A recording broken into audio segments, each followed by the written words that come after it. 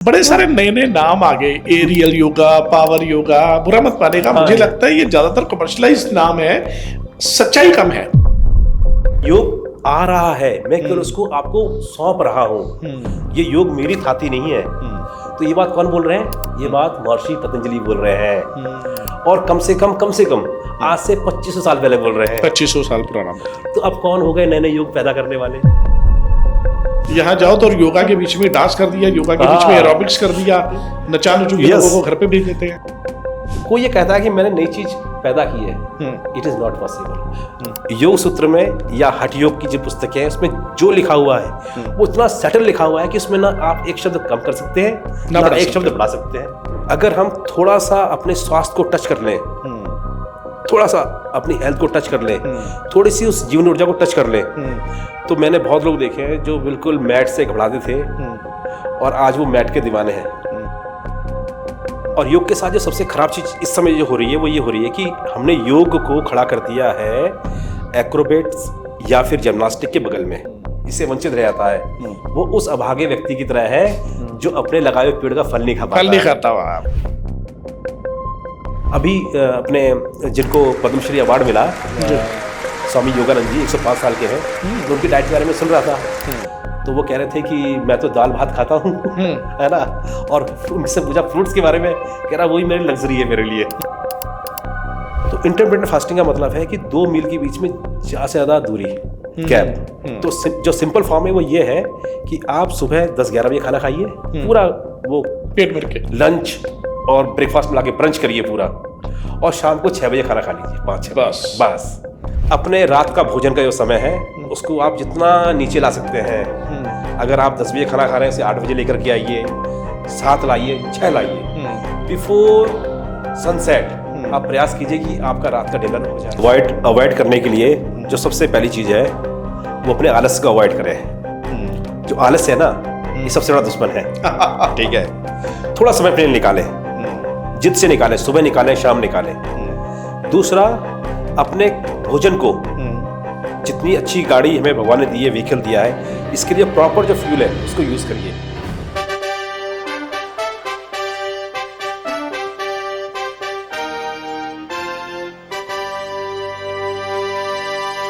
कहते हैं सेहत ही सबसे बड़ा धन है, हेल्थ इज वेल्थ। और योग भगाए रोग। क्या सचमुच योग करने से, योगा जिसे आज तक बोला जा रहा है, आजकल बोला जा रहा है, क्या इससे सच में रोग भागते हैं या नहीं भागते हैं? कमर्शलाइजेशन भी बहुत हो गया योगा का। लोगों ने पैसा बनाने के लिए, पैसा कमाने के लिए भी इसका बहुत इस्तेमाल किया है। और कहीं ना कहीं मुझे लगता है कि असली जो योगा का या योग का जो भाव था स्टार्ट करने के लिए, स्टार्ट करते समय या पहले, वो लोगों का कम होता गया धीरे धीरे टाइम के हिसाब से। आज इसी टॉपिक पे बात करेंगे। हमारे साथ आज के मेहमान हैं हितेंद्र नेगी जी। सर, स्वागत है आपका। नमस्कार, थैंक यू। बहुत धन्यवाद आपका जी, आपने अपने पॉडकास्ट में मुझे इनवाइट किया। Thank you. हितेंद्र जी, ये जो पॉडकास्ट हम लोग करते हैं ना, डिस्कशन डायरीज, ये एक बड़ी कैजुअल टॉक है और कोई फॉर्मेलिटी नहीं है। तो जितना भी हम चाहते हैं कि व्यूअर्स जितना खुल के समझ सकें चीज़ों को, चाहे वो आयुर्वेदा है, योगा है, एस्ट्रोलॉजी है, ये सारे मेरे फेवरेट टॉपिक्स हैं इनफैक्ट, और मेडिकल साइंस है। इन चीज़ों के ऊपर हम लोग ज़्यादातर पॉडकास्ट करने की कोशिश करते हैं ताकि अंडरस्टैंड करें और लोग इससे फायदा उठा सके। अच्छा, मिथ और मिसकंसेप्शन बड़ी होती है जिंदगी में लोगों को, है ना? बिल्कुल बिल्कुल, ये तो है। और ये मिथ मिसकंसेप्शन में लोगों ने अपनी जर्नी जो है वो खराब कर ली है बिल्कुल ज्यादातर केसेस में। आपकी शुरुआत कैसी हो गई योगा में आने की? देखिए, आदमी जब किसी आपदा में आता है तो वो रास्ते ढूंढता है। सही है। और शायद मेरे जीवन में भी ऐसे ही हुआ। हाँ। तो आज से लगभग 12 साल पहले मैं काफ़ी बीमार हुआ। मैं ऐसे ही सर्कमस्टांसेस फंस गया जहाँ मुझे कोई रास्ता दिखाई नहीं पड़ रहा था। अच्छा। और फिर उस टेंशन ने, उस तनाव ने मेरे मन पे भी और तन पे भी अपना प्रभाव दिखाना शुरू किया।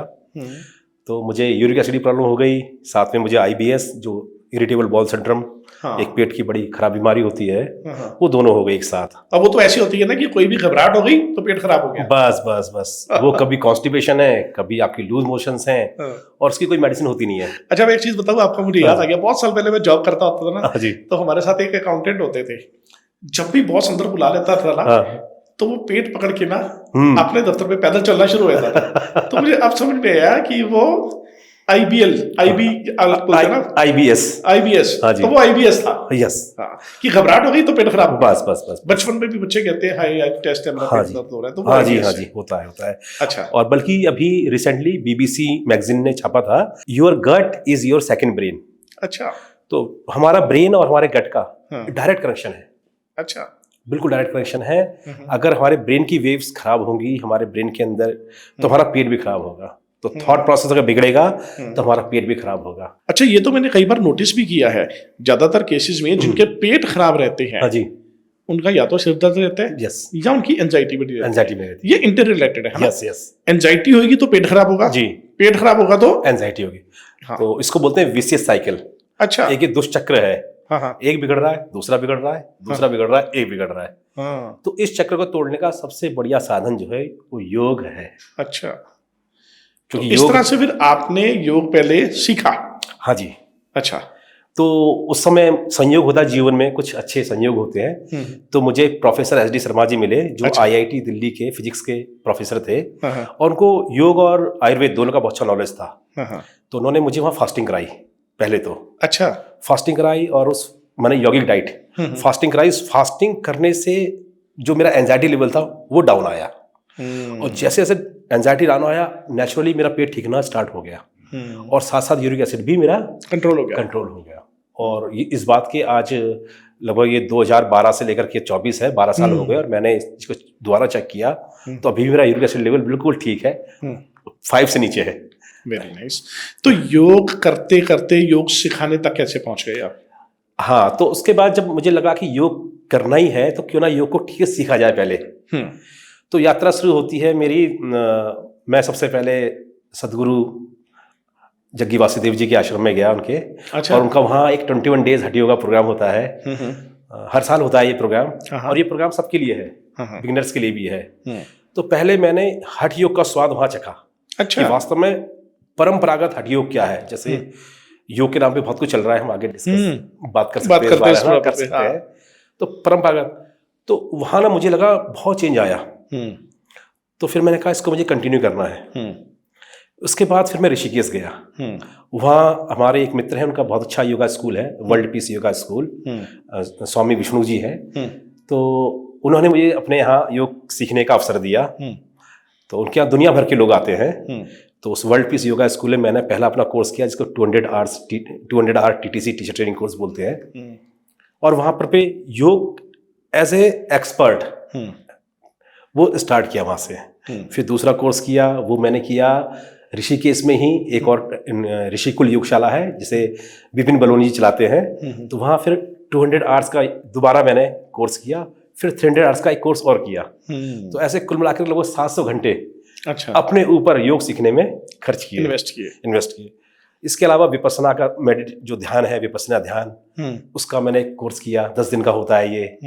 तो यहाँ से ना अपने अभ्यास में मुझे गहराइयाँ आनी शुरू हो गई, और मैंने अपने अंदर खुद चेंजेस, चाहे वो फिजिकल लेवल पर है, चाहे वो मेंटल लेवल पर है, और चाहे वो स्पिरिचुअल लेवल पर है, मैंने खुद फील किया कि अब नेगी जी आप ना थोड़े थोड़े बदल रहे हो। और ये बदलाव मैं नहीं, मेरे साथी जो थे, चाहे वो मेरे कुलीग हैं, मेरे फ्रेंड्स हैं, मेरी फैमिली है, इस चीज़ को फील करने लगी। और ये जर्नी यहाँ से स्टार्ट हो गई। अब मैं योग सिखाने पे कैसे आया?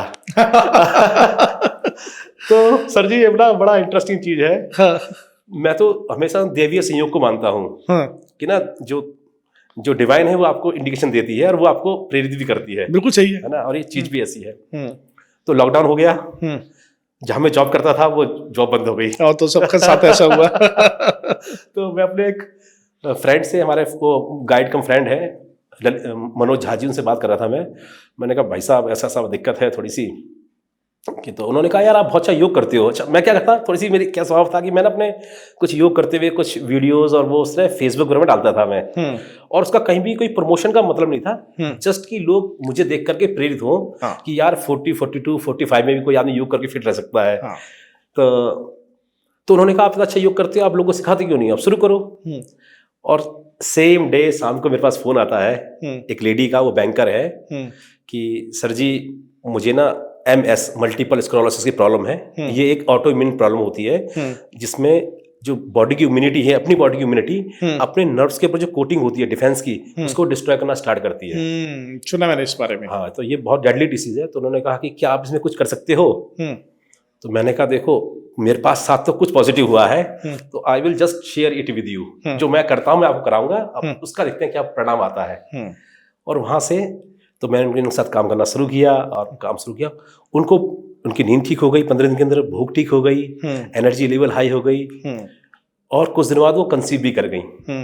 तो मुझे लगा कि नहीं, तो मुझे ना अब एक केस मैं खुद था अपने अंदर, मैंने खुद चेक किया, फिर मैंने दूसरे के साथ में देखा, तो मुझे लगा कि नहीं ये चीज मुझ पे भी काम करती है और दूसरों पे भी काम करती है। और यहाँ से एज ए योगा टीचर मेरी जर्नी स्टार्ट होती है। अच्छा नेगी साहब, आपने 2 बातें करी अभी जी अपनी बातें। पहला आपने कुछ वर्ड यूज किया हठ योगा। हाँ जी, हठ योगा ये है क्या, पहले तो ये बताएं। अच्छा, तो हम हठ योगा को अगर हम बात करें तो हा और ठा ये 2 शब्दों से बना है। हा हकार, जो हमारा दाहिना स्वर है, राइट नॉस्ट्रल से जो स्वर बहता है, अच्छा, इसको हम सूर्य नाड़ी बोलते हैं, राइट वाला। राइट वाला इसको पिंगला भी बोलते हैं, है ना। तो ये जो है, जो सूर्य है, सन की जो क्वालिटीज है वो क्या है, एनर्जी है, एनर्जी, हीट है उसमें एक्टिवनेस है, उसमें पैशन है। तो ये हमारे अंदर इस क्वालिटीज को, इन एट्रीब्यूट्स को डेवलप करती है। जो ये हमारी लेफ्ट है, ये ठकार है, ठा है।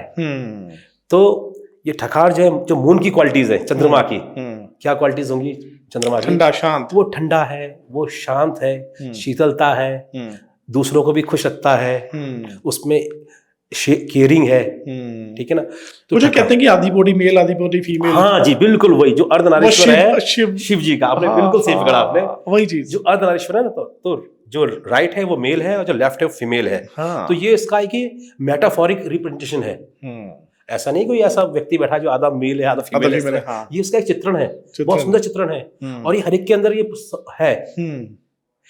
तो इन दोनों को जब सम करते हैं तो लाइफ में पैशन चाहिए, लाइफ में कंपैशन भी चाहिए। हाँ, ठीक है ना, तभी आप इस जीवन को सुखपूर्वक जी पाएंगे। बैलेंस तभी होगा ना, बैलेंस है ये, ठीक है ना। तो पैशन कंपैशन ये यात्रा, और जब ये जब दोनों मिलते हैं तो सुषुम्ना जो हमारी नाड़ी है तीसरी, जिसके लिए योगी बैठते हैं, वो जागृत होती है। तो ये तो उच्च कोटि की योगी की बात हुई, चढ़ना जैसे होता है ना। अब हम इतने उच्च कोटि की तो साधक नहीं है, हम गृहस्थ हैं, हम सब, आप भी गृहस्थ हैं, हम भी गृहस्थ हैं, ठीक है ना। तो हमारे लिए कितना एप्लीकेबल है, लेकिन उसको करना तो चाहिए, करना चाहिए, बैठना तो चाहिए ना। तो बिना स्वर की सिद्धि के योग नहीं होता। तभी हमारी जो ऊर्जा है जो निचले स्तर पर है, वो धीरे धीरे ऊपर की तरफ आनी शुरू होती है। और यही मनुष्यता है। जब हम 4 पैर पर थे तो हम जानवर थे। जब हमारी रीढ़ की हड्डी जब हमारी रीढ़ की हड्डी पैरेलल थी ग्राउंड के, तो हम पशु थे। जिस दिन वो सीधी हुई और सर पेट के ऊपर आया, तब हम क्या बने, मनुष्य बने। तो हमारा पेट नीचे है, सर ऊपर है, इसलिए मनुष्य है। बिल्कुल सही बात है। तो हर जगह पर ही ऐसा है, हर रिलीजन। तो एक चीज फिर बताइए जो योगी हतेंद्र नेगी जी, कि इसे धर्म के साथ क्यों जोड़ा जाता है? ज्यादातर केसेस में मैंने देखा है कि योगा को हिंदुइज्म के साथ जोड़ देते हैं, ऐसा क्यों? मुझे लगता है कि ये ना जो इतने महान चीज को इस छोटे चश्मे में देखते हैं, तो उसको लिमिटेड कर देते हैं, वो उसे लिमिटेड करते हैं। और दूसरा क्या है कि उनको अपनी चीजों पे संदेह है। हाँ, अदरवाइज तो ये सबके अंदर है। अदरवाइज देखिए, हम सांस ले रहे हैं, सब लोग सांस लेते हैं।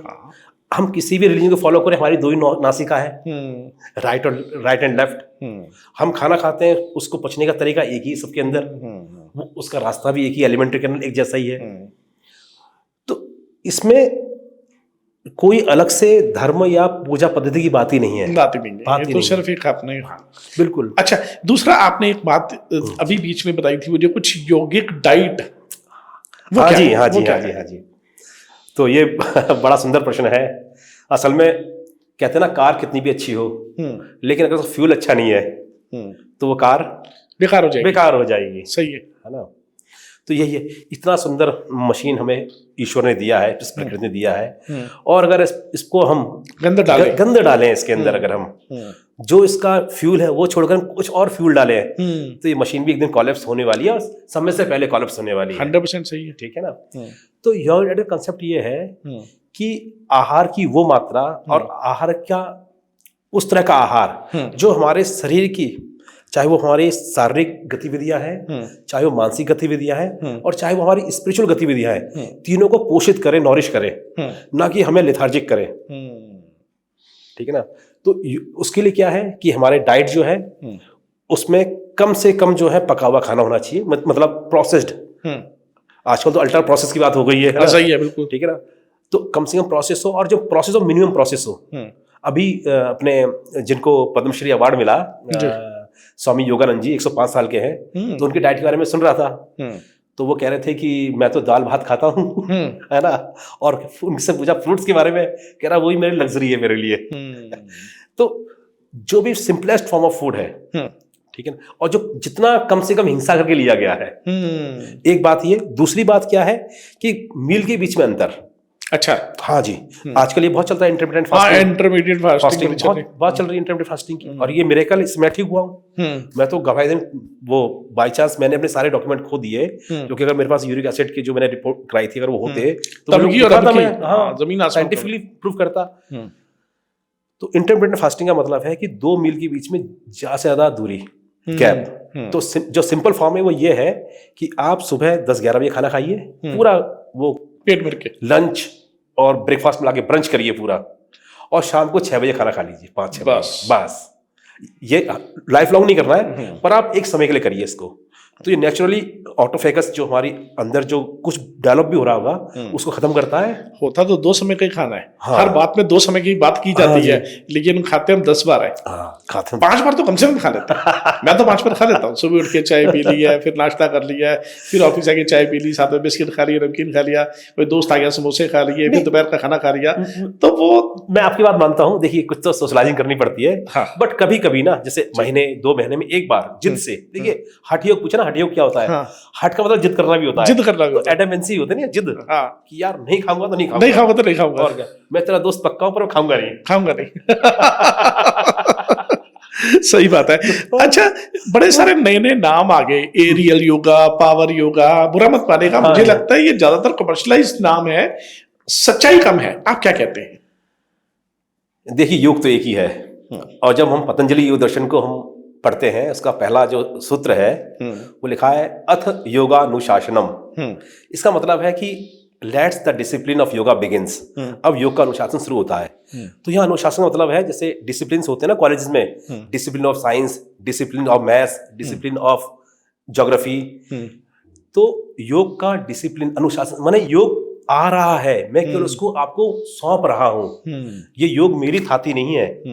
तो ये बात कौन बोल रहे हैं? ये बात महर्षि पतंजलि बोल रहे हैं, और कम से कम आज से 2500 साल पहले बोल रहे हैं। 2500 साल पुराना। तो अब कौन हो गए नए नए योग पैदा करने वाले? सही बात है। अब तो सिर्फ कमर्शलाइजेशन है और नाम है, अलग ये अलग नाम है। तो क्या है, हमने कुछ सेट्स बना दिए, कुछ आसन के, कुछ प्राणायाम के, और उसको किसी नाम दे दिया। मैं चाहूं तो मैं 4 आसन जोड़ लूं, 4 प्राणायाम जोड़ लूं, जो मुझ पे काम करते हैं। मैं कहूँ जी ये नेगी योगा है, आप करिए आप, और डेफिनेटली कुछ ना कुछ फायदा होगा ही। हाँ, 2-4-10-50 लोग फॉलो करेंगे और फायदा तो वैसे भी उसका होगा ही होगा। लेकिन कोई ये कहता है कि मैंने नई चीज पैदा की है, इट इज नॉट पॉसिबल। योग सूत्र में या हठ योग की जो पुस्तकें हैं उसमें जो लिखा हुआ है वो इतना सेटल लिखा हुआ है कि उसमें ना आप एक शब्द कम कर सकते हैं, ना एक शब्द बढ़ा सकते हैं। वो ऋषि मुनियों का जो ज्ञान है उस पर ना कम करने का अधिकारी हमें, ना बढ़ाने का अधिकारी हमें, बिल्कुल। और जगह भी नहीं है उसमें, स्कोप भी नहीं है। अच्छा, सरकार समय समय पर योगा के लिए बहुत कुछ कर रही है। भारत सरकार ने पहले शुरू किया, अभी रिसेंटली पंजाब सरकार ने जगह जगह पर योग सेंटर बना दिए, फ्री योग सेंटर मोहल्ले के क्लिनिक के नाम से और उसके नाम से। आपका क्या कहना है इसके ऊपर? मैं सरकार की इस पहल का बहुत स्वागत करता हूँ, और वास्तव में हमारा देश जिसने योग दुनिया को दिया, आज ये योग से वंचित है, और यहाँ योग के नाम पे जो है वो केवल सर्कस बचा हुआ है। सर्कस बचा हुआ, ठीक है ना? बिल्कुल सही है। तो ये सरकार का बहुत अच्छा पहल है। देखिए आज जो लाइफ स्टाइल है ना, उससे जो रोग पैदा हो रहे हैं, लाइफ स्टाइल डिसीज, हमारे हम जो लाखों साल में इवॉल्व हुए ना, हमारी बॉडी जो इवॉल्व हुई है, वो सूर्य के साथ, सन के साथ हमारा बॉडी का सीधा कोऑर्डिनेशन रहा है। आप बहुत पीछे, ज्यादा पीछे मत जाइए, पिताजी की समय याद कर लीजिए। पिताजी सूर्य के साथ उठते थे, पिताजी सूर्य के साथ सो जाते थे। बिल्कुल सही बात है। उनका खाना पीना भी उसके साथ था। अब क्या हो गया है, अब हमारा सारा तारतम्य बिगड़ गया है ना। हाँ, सारा सिंक्राइजेशन बिगड़ गया है। बिल्कुल। उसके कारण जो रोग हो रहे हैं, जब सोना है तो सोते नहीं है, जब जागना है तो जागते नहीं है। अच्छा नेगी साहब, इसी चीज को लाइफस्टाइल डिसऑर्डर बोलते हैं, है ना? जी। और लाइफस्टाइल डिसऑर्डर से बहुत सारी प्रॉब्लम्स लोगों को आनी शुरू हो गई। मैं बात करूं, सबसे पहली प्रॉब्लम एंजाइटी, दूसरी दिल की प्रॉब्लम, उसके बाद kidney, liver, very common fatty liver, है ना? और सबसे बड़ी बात डायबिटिक। हर दूसरा इंसान डायबिटिक है आज की डेट में। तो एंजाइटी के लिए, एंजाइटी कंट्रोल करने के लिए योगा में क्या है खास? देखिए योग जो है ना, फिर मैं शुरू करता हूँ पतंजलि योग दर्शन से, ठीक है ना जी। पतंजलि कहते हैं, पहला सूत्र हमने सुना, अथ योगानुशासनम, और दूसरा सूत्र कहता है योग चित्त वृत्ति निरोध। योग मन की वृत्तियों का निरोध करता है। योग is the cessation of the modulation of mind. और ये क्या है, ये मन से जुड़ी चीज है ना। एंजाइटी क्या है?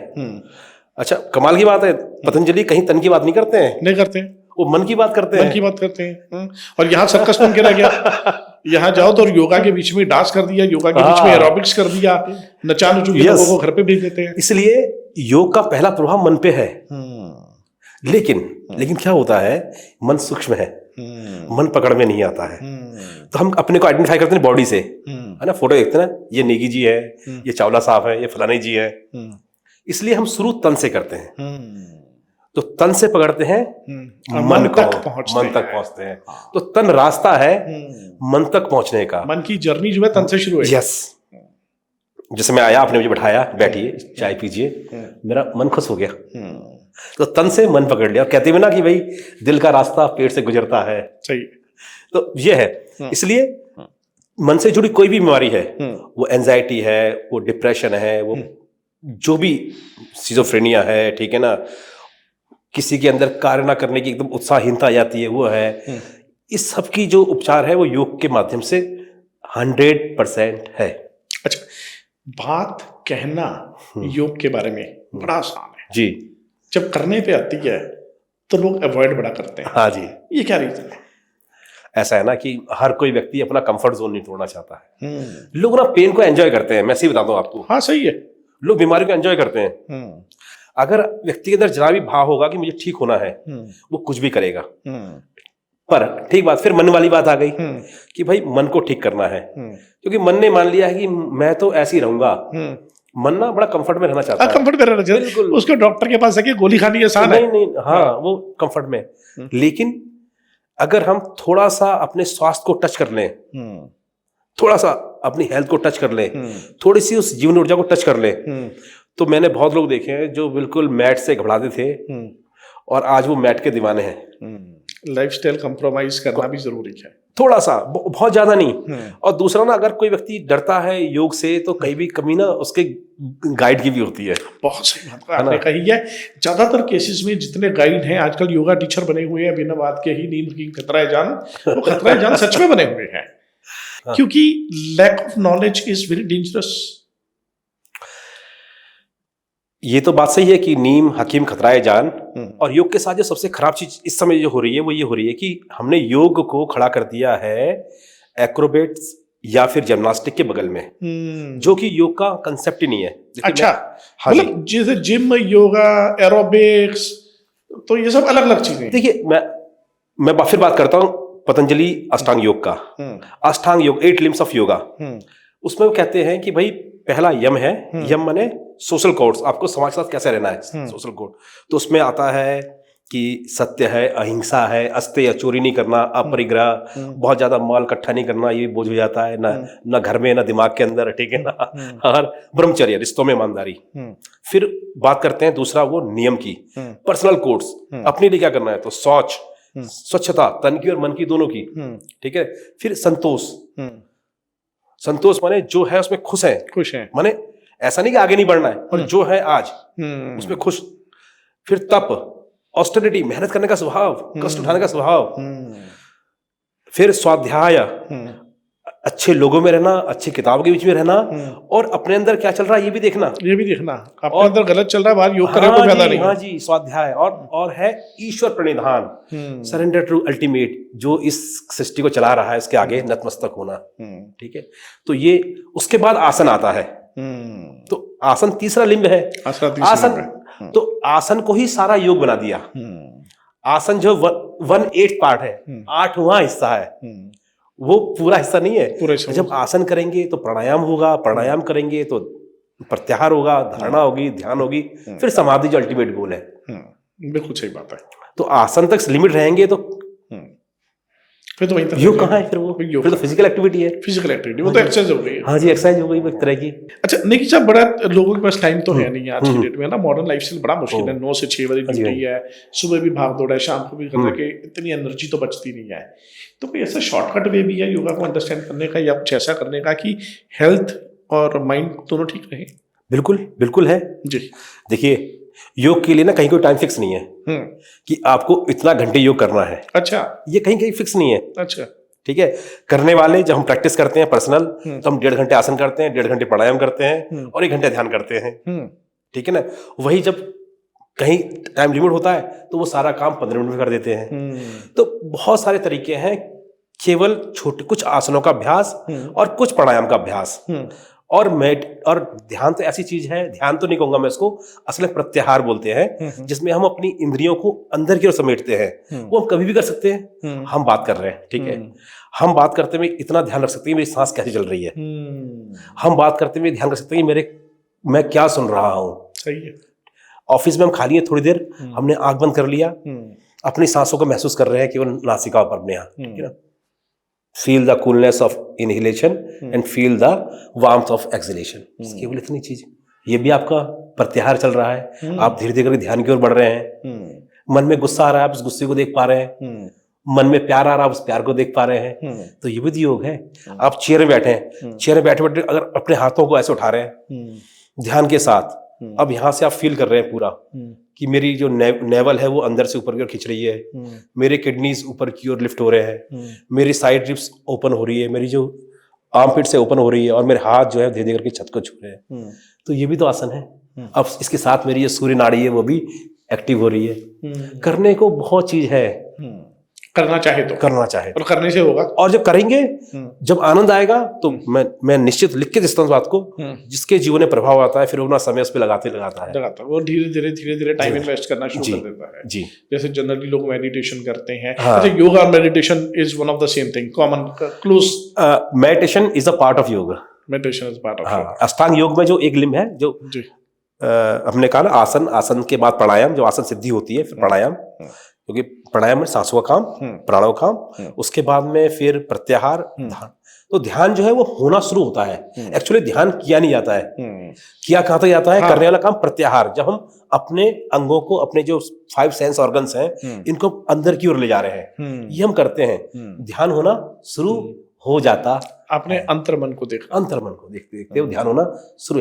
पहले उसका स्पान छोटा होता है थोड़ी देर के लिए, फिर वो उसका जो स्पान है फैलता जाता है, वो फैलता जाता है, इंटरेस्ट बनता रहता है। ये पार्ट ऑफ मेडिटेशन या मुझे नहीं पता था, क्योंकि मैं इसको एक एक्सरसाइज की तरह ही ले रहा था, क्योंकि काफी देर से जैसे जिस धर्म से या जिस मत से हम बिलोंग करते हैं, वहां पर भी हमारा पार्ट ऑफ मेडिटेशन ही होता है, तो वो सिमिलर ही होता है। इट्स बीन 15 ईयर्स, 15 साल से मैं भी प्रैक्टिस कर रहा हूँ, लेकिन वो अलग है। मतलब ये कह सकते हो कि है वो भी ध्यान लगाने की ही एक क्रिया है। जी, वो भी एक योग है। ठीक है, वो एक, उसमें फिजिकल एक्टिविटी कम है, उसमें बैठ के बस। हाँ, फिजिकल। देखिए, मैं आपको एक बहुत अच्छा सूत्र बताता हूँ जी। उसने कहा कि जो व्यक्ति हठ योग का अभ्यास करता है, हठ योग माने आसन करता है, प्राणायाम करता है, ये हठ योग का पार्ट है, और राजयोग के फल से वंचित रह जाता है। राजयोग माने धारणा, ध्यान, समाधि, इससे वंचित रह जाता है। वो उस अभागे व्यक्ति की तरह है जो अपने लगाए हुए पेड़ का फल नहीं खाता। पेड़ तो लगा दिया। तो अल्टीमेट गोल राजयोगी है, अल्टीमेट गोल ध्यान और समाधि ही है। ठीक है, लेकिन उसकी तैयारियां हैं, ये एक बेस है, बस ये है फाउंडेशन। और देखिए, और ना हम एक चीज और बोलते हैं, इससे बोलते हैं कि हर एक की जीवन यात्रा है। कोई व्यक्ति ऐसा होता है कि वो बैठा, उसका ध्यान लग गया, होता ना सही बच्चे है, देखते सही हैं। है, सही है, बहुत है, बहुत और है। कोई व्यक्ति कहता है मैं तो यार बैठा रहता हूँ और मेरे तो बस ध्यान नहीं लगता, एक दुनिया के बाद आती एक है। thought, एक के बाद एक हाँ, thought, दुनिया और आती है। जो चीज मैं कभी याद नहीं करता हूँ मुझे वहां याद आता है। हाँ, और ऐसे ऐसे लोग याद आते हैं। मेडिटेशन पे बैठिए, मेरे को 15 साल हो गए प्रैक्टिस करते हुए। जी जी जी। ऐसी ऐसी चीजें, ऐसी ऐसी बातें, ऐसे ऐसे लोग कई बार याद आ जाते हैं जिनको आप भूले हुए सदियों हो गई हैं। बिल्कुल बिल्कुल बिल्कुल। तो ना ये तो इसी के लिए हाँ, ये लेवल्स बनाए हैं। हाँ। कोई बुद्ध भी है, जब जैसे जब महात्मा बुद्ध है, उन्होंने सीधा जो उनका शुरू होता है, अगर विपश्यना आप करेंगे, वो सीधे आनापान शुरू करते हैं, जहां वो सांस को देखते हैं, प्राण आ रहा है, प्राण जा रहा है, ठीक है ना। वो सीधे प्रत्याहार करते हैं, उन्होंने बीच का छोड़ दिया, यम नियम और आसन प्राणायाम छोड़ देते हैं, सीधे प्रत्याहार शुरू करते हैं। फिर ये सर्कल है, आप शुरू कहीं से करिए, पहुंचेंगे वहीं पर ही। बट बेटर है, जैसे हम कहते हैं ना भाई, ABCD आप पढ़ते थे, A के बाद B पढ़ो, B के बाद C पढ़ो, अगर आप कैसे ही पढ़ोगे तो पढ़ेंगे 26 ही वो। हाँ, पढ़ेंगे 26 26 ही। तो नेगी साहब, एक बात है, थोड़ा कंट्रोवर्शियल हो सकती है, हो सकता है कि आपको पसंद ना आए जी, लेकिन फिर भी हमारे एक अंकल 10-15 साल योगा किया, लोगों को करवाया, अभी पार्क में बड़े मशहूर थे, करवाते थे। वो कुछ देर पहले हार्ट अटैक से उनकी डेथ हो गई। बहुत बूढ़े भी नहीं थे, तो फिर उसको आप कैसे रिलेट करते हैं? क्या उनको नहीं पता था कि मेरी हार्ट अटैक से, वो तो खुद योगा करवा रहे थे, चैलेंज कर रहे थे? देखिए ये मृत्युलोक है, जी, यहाँ जो आया है वो जाएगा, राजा रंग फकीर, सही है। सबकी सांसें गिनी हुई हैं। योग हम इसलिए नहीं करते हैं कि हम अमर हो जाए, हमारा शरीर अमर हो जाए, ठीक है, क्योंकि जीना और मरना ना ईश्वर के हाथ में है। योग जो है वो हमारे क्वालिटी ऑफ लाइफ पे काम करता है, ठीक है ना। तो तन पे काम करेगा, मन पे काम करेगा, और हमारे जीवन पे काम करेगा कि हमारी जीवन यात्रा कितनी सुंदर हो, और जो हमारा ट्रांजिशन है इस जन्म से अगले जन्म में, वो कितना सुंदर हो सके। तो इसलिए कई बार होता है कि कुछ लोग योग में होते हैं, उनकी भी अल्पकाल मृत्यु हो जाती है। अभी रिसेंटली एक बहुत बड़े योगा टीचर शरद जॉयस, उनका भी 52 ईयर्स की एज में, सुना मैंने, वो अमेरिका में थे, अपने टूर में थे, और वहां उनकी डेथ हो गई। तो ये मृत्यु लोक है, तो उसका ऐसा नहीं लेना चाहिए कि योग होता है। क्या कंट्रोवर्सी होती है कि लोग कहते हैं यार योग करने वाले मर गए, हाँ, योग करने वाले मर गए, हम खुदा हो जाते हैं, कई योग करने वाले हम खुदा हो जाते हैं, ये भी मैं ही भगवान हूँ। ना ऐसा नहीं होता, तो ऐसा नहीं होता है ना, इसका ऐसा ही नहीं लेना चाहिए। ठीक है, चलिए जाते जाते कोई ऐसे 3 टिप्स जो आप हमारे व्यूअर्स को देना चाहते हैं? हाँ जी, तो पहला टिप जो मेरा है वो है मूड एनहेंसर, है ना। एंजाइटी सबको रहती है, कहीं ना कहीं डर भी लगता है, तो जब ऐसा कंडीशन आए तो क्या करना है? सिंपली अपने इंटरलॉक करिए फिंगर्स को, और यहाँ से अंगूठे को टच करिए ऐसे, और हाथ को ऊपर उठाइए, और हाथों को खोलते जाइए, और अपने आर्म पिट्स को, जो आर्म पिट्स है, इसको और स्ट्रेच करिए, इसको खोलती जाइए, और जी, लंबी गहरी सांस भरिए, थोड़ा सा रुकिए और खाली कीजिए। एक बार फिर से तानते हुए हाथों को ऊपर, ऐसा आप 2-3 बार करिए। आपकी जो तनाव है सारा नेचुरली जो है वो रिलैक्स हो जाएगा, जो लिम्फेटिक सिस्टम है वो आपका एक्टिव हो जाएगा, जो ब्रेन से जो हैप्पी हार्मोन से रिलीज होने स्टार्ट हो जाएंगे। एक टिप, डीप इनहेलेशन जरूर करिए इस तरह से, अच्छा, है ना। हाँ, लोग सिगरेट पी के छोड़ते ना, तो लोग सिगरेट नहीं करता है, कोई टेंशन दूर, वो जो सांस हम बाहर खाली कर रहे हैं, माइंड को रिलैक्स कर रहा है, और उसे धुआं रिलैक्स करना ना एक ये काम, ठीक है। दूसरा, सबसे मेरा हाथ जोड़ करके अनुरोध है, अपने रात का भोजन का जो समय है उसको आप जितना नीचे ला सकते हैं, अगर आप 10 बजे खाना खा रहे हैं, उसे 8 बजे लेकर के आइए, 7 लाइए, 6 लाइए, बिफोर सनसेट आप प्रयास कीजिए कि आपका रात का डिनर हो जाए। तीसरा, 2 मील के बीच में एक लंबा गैप, कम से कम 6 घंटे का जरूर रखिए। अगर आप हफ्ते में रेगुलर नहीं रख सकते हैं, हफ्ते में 3 दिन जिद से करिए कि 2 मील के बीच में गैप रखेंगे किसी तरह से, और आप देखिए बॉडी को टाइम मिल जाएगा, अपने को रेजोनेट करने का टाइम मिलेगा, और आप देखेंगे आपकी जो फिजिकल और मेंटल एबिलिटी है वो ही बढ़ने लगेगी। देखिए, फिजिकल साउंडनेस और मेंटल बहुत जरूरी, ये बहुत जरूरी है। अगर दोनों चीजें हैं तो अपने गोल को पा लेंगे कभी भी, और इसमें एक भी अगर गड़बड़ करता है, हाँ, तो गड़बड़ है, तो मुश्किल। चलिए, अब जाते जाते कोई ऐसी 3 चीजें जो लोगों को अवॉइड करनी चाहिए अगर वो सच में योगा में सक्सेसफुल होना चाहते हैं? करते तो बहुत लोग हैं, सक्सेसफुल नहीं है, वो क्या करें, अवॉइड क्या करें? देखिए, अवॉइड करने के लिए जो सबसे पहली चीज है वो अपने आलस को अवॉइड करें। जो आलस है ना, ये सबसे बड़ा दुश्मन है, ठीक है। थोड़ा समय अपने लिए निकालें, जिद से निकालें, सुबह निकालें, शाम निकालें।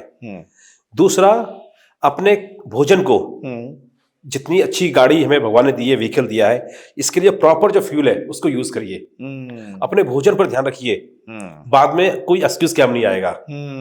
और तीसरा, अपने चरित्र की, अपने कैरेक्टर पर ध्यान रखिए, है ना। Character is everything. आप अपने रिश्तों में ईमानदार रहिए, अपने साथियों के साथ ईमानदार रहिए, अपने परिवार में ईमानदार रहिए, और सबसे बड़ी बात है, आप खुद से ईमानदार रहिए। खुद से ईमानदार रहिए। अगर आप खुद से ईमानदार नहीं है तो दूसरों से नहीं हो सकते। ईमानदार रहेंगे। बिल्कुल सही। चलिए, बहुत बहुत धन्यवाद। Thank you very much sir, हमारे पास जुड़ने के लिए, और बहुत जल्दी आपसे दोबारा मुलाकात होगी। मुझे बहुत अच्छा लगा आपके साथ इतनी अच्छी वार्ता करके। Thank you. और thank you so much. Thank you. तो कहते हैं हेल्थ इज वेल्थ, और योग बहुत ज़रूरी है। सूर्य नमस्कार, प्राणायाम, अनुलोम विलोम, कुछ भी जो आप करते हैं, अपने लिए समय ज़रूर निकालें। मेडिटेशन है ये, और लोगों का ध्यान जो है वो योगा में सर्कस की तरफ ज़्यादा है। मतलब जैसे नेगी साहब ने बताया कि लोग योग कम करते हैं, सर्कस ज़्यादा करते हैं। आप ध्यान ज़्यादा करें। और बहुत बहुत धन्यवाद आप लोगों का हमारा ध्यान रखने के लिए। डिस्कशन डायरीज का अपना बिगुल यहाँ बजाएं। बहुत बहुत धन्यवाद आपका लाइक करने के लिए, शेयर करने के लिए, कमेंट करने के लिए। जुड़े रहिए हम लोगों के साथ। Thank you very much. Love you all guys. Thank you very much.